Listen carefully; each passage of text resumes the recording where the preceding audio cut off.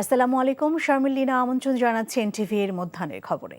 চট্টগ্রামে আদালত প্রাঙ্গণে অদূরে আইনজীবী সাইফুল ইসলাম আলিফ হত্যার ঘটনায় ৩১ জনের নাম উল্লেখ সহ অজ্ঞাত আরও ১০ থেকে ১৫ জনকে আসামি করে মামলা করা হয়েছে। বেলা 12:30টার দিকে নগরের কোতোয়ালি থানায় আলিফের বাবা জামাল উদ্দিন বাদী হয়ে ঘটনা ৩ দিন পর মামলাটি দায়ের করেন।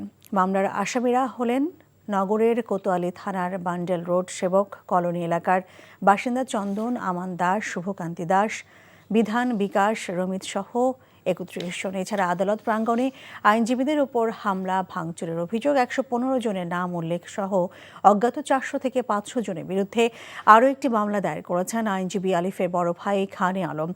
গত ২৬শে নভেম্বর রাষ্ট্রদ্রোহের একটি মামলায় চিন্ময় কৃষ্ণ দাস ব্রহ্মচারী জামিন নামঞ্জুর করে কারাগারে পাঠায় আদালত। এর পরপরই আসামিপক্ষের আইনজীবীরা ক্ষুব্ধ হয়ে আদালত প্রাঙ্গণে হট্টগোল সৃষ্টি করে।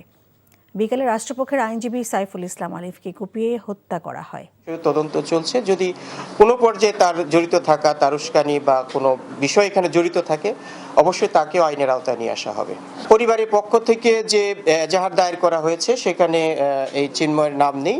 তারপর আমরা বিষয়টা তদন্ত করে দেখছি, যদি এখানে তার কোনো সংশ্লিষ্টতা থাকে সেটা অবশ্যই আইনগত যে ব্যবস্থা সেটা নেওয়া হবে। দর্শক, এখন যাচ্ছি চট্টগ্রামে কোতোয়ালি থানায়। সেখানে আছেন আমাদের স্পেশাল করেসপন্ডেন্ট শামসুল হক হায়দরি। সাইফুলের পরিবারের পক্ষ থেকে তো মামলা হয়েছে, তো পুলিশ আসলে কি বলছে ব্যাপারে?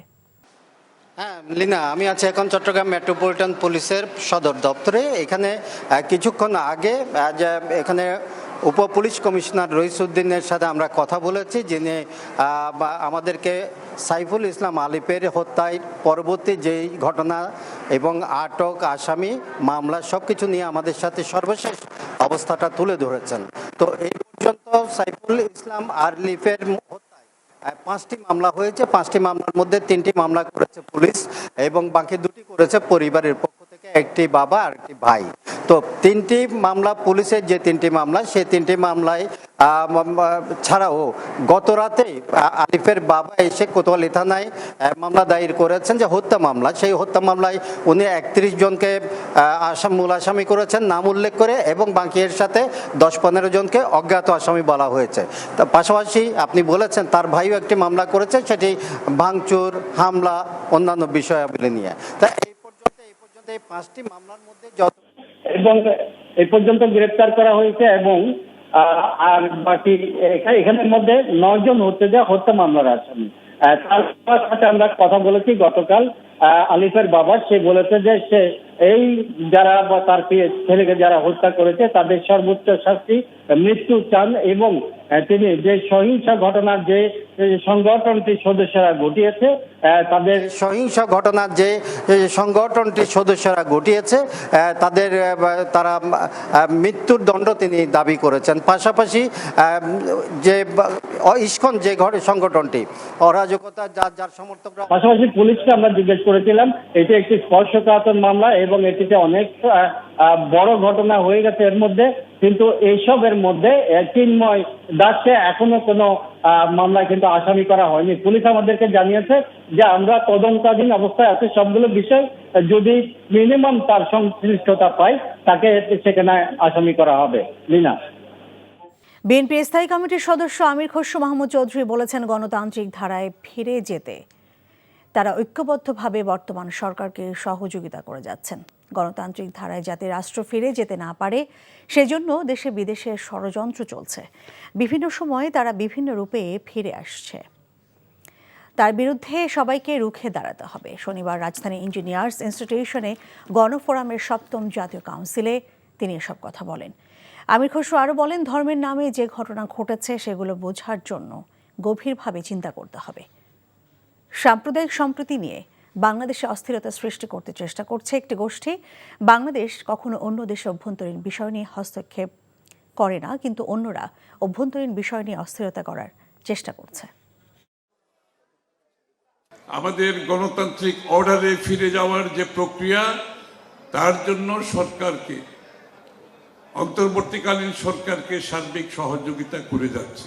আমরা সেটা করতে চাই, এই কারণে এই অন্তর্বর্তীকালীন সরকারের মাধ্যমে আমাকে শান্তিপূর্ণভাবে ক্ষমতা হস্তান্তর করে গণতান্ত্রিক প্রক্রিয়া যাওয়া ছাড়া আর কোনো পথ নাই। এই জন্য আমাদেরকে এই প্রক্রিয়া যাতে সুস্থভাবে আমরা চালিয়ে নিতে পারি, সেই জন্য আমরা একসাথে কাজ করতে হবে। ব্রাহ্মণবাড়িয়ায় জ্বালানি সেক্টরে লুটপাটের যেন শেষ নেই। বিগত ফ্যাসিস্ট সরকারের সময় কিছু প্রভাবশালী ব্যক্তি ও কিছু অসাধু কর্মকর্তার যোগ সাজসে চক্রটি হাতিয়ে নিয়েছে বিপুল পরিমাণ অর্থ। এতে সরকার বছরে প্রায় 100 কোটি টাকা রাজস্ব থেকে বঞ্চিত হচ্ছে, নষ্ট হচ্ছে মূল্যবান যন্ত্রপাতি। এসব ঘটনায় দায়ীদের বিচারের দাবিতে মানববন্ধন সহ নানা কর্মসূচি পালন করছে বিভিন্ন সংগঠন। ব্রাহ্মণবাড়িয়া থেকে শিহাবুদ্দিন বিপুল পাঠানো রিপোর্টে দেখুন বিস্তারিত। Bangladesh gas field company limited BGFCL এর তিতাস বাকরাবাদ সহ বিভিন্ন ফিল্ডের কূপ থেকে গ্যাসের পাশাপাশি কন্ডেনসেট উৎপাদিত হয়, যা প্রক্রিয়াজাত করে ডিজেল ও পেট্রোলে রূপান্তরিত করে রাষ্ট্রীয় 3 জ্বালানি তেল প্রতিষ্ঠান পদ্মা, মেঘনা ও যমুনার কাছে বিক্রি করে সরকার মোটা অঙ্কের মুনাফা পায়। 2019-20 অর্থ বছরে 1,45,000 ব্যারেল কন্ডেনসেট উৎপাদিত হয়। প্রক্রিয়াজাতকরণের মাধ্যমে যে তেল ও ডিজেল উৎপাদিত হয়েছে তা বিক্রি করে 170 কোটি টাকা রাজস্ব আয় হয়েছে সরকারের। এতেই নজর পড়ে অসাধু চক্রটির। রহস্যজনক কারণে 2020 সালের জুলাই থেকে এখন পর্যন্ত BGFCL তাদের নিজস্ব ফ্র্যাকশনেশন প্ল্যান্টটি বন্ধ করে প্রাইভেট কোম্পানি পেট্রোমেক্স রিফাইনারি লিমিটেড ও সুপার পেট্রোকেমিক্যাল লিমিটেড নামের দুটি প্রতিষ্ঠানের কাছে নামমাত্র মূল্যে বিক্রি করছে। ফলে সরকার প্রতি বছর এই খাত থেকে 100 কোটি টাকার রাজস্ব বঞ্চিত হচ্ছে। হঠাৎ করে কি হলো যে বন্ধ করে দিয়ে দেওয়ার পরে আমাদের গাড়িগুলি সবটি গাড়ি চলে গেছে। যথাযথ তদন্তের মাধ্যমে সঠিক দায়ী ব্যক্তিদেরকে চিহ্নিত করা হোক। কতিপয় মহল নিজেদের স্বার্থ হাসিল করতে গিয়ে সরকারকে হাজার হাজার কোটি টাকার রাজস্ব থেকে বঞ্চিত করছে বলে অভিযোগ উঠেছে। এই প্রতিষ্ঠানের কিছু অসাধু কর্মকর্তা, এটা যে 1-2 জন ছিল না তা না, হয়তো ডার্কে থেকে তারা তাদের কাছ থেকে বড় অঙ্কের কিছু খেয়েছে বিদেয় আমাদের 1-2 জন অসাধু ঊর্ধ্বতন কর্মকর্তাদের সাথে আমাদের মনে হইতেছে জড়িত আছে। বাংলাদেশ CNG ফিলিং স্টেশনের সাধারণ সম্পাদক বলেন, অজ্ঞাত কারণে এ তেলের মান খারাপ বলে এটি প্রাইভেট সেক্টরে দেওয়া হয়েছে। এটা আসলে রাষ্ট্রীয় সম্পদের লুটপাটের জন্যই করা হয়েছে।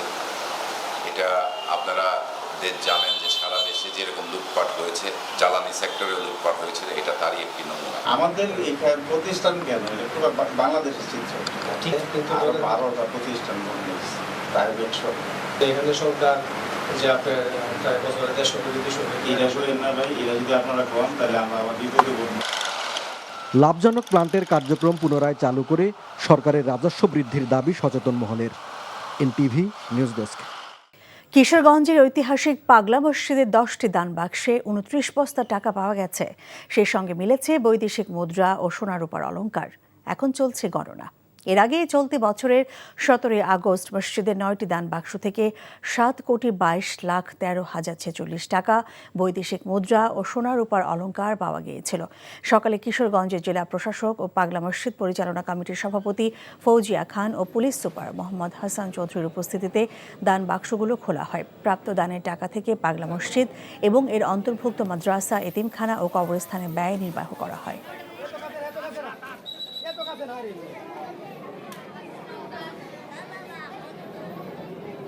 এই ছিল মধ্যাহ্নের খবরে। এই খবরের ভিডিও সহ আপডেট জানতে ভিজিট করুন NTV অনলাইন www.ntvbt.com।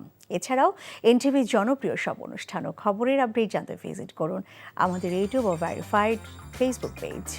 2টায় দুপুরের খবর দেখার আমন্ত্রণ রইল। এতক্ষণ সঙ্গে থাকার জন্য ধন্যবাদ সবাইকে।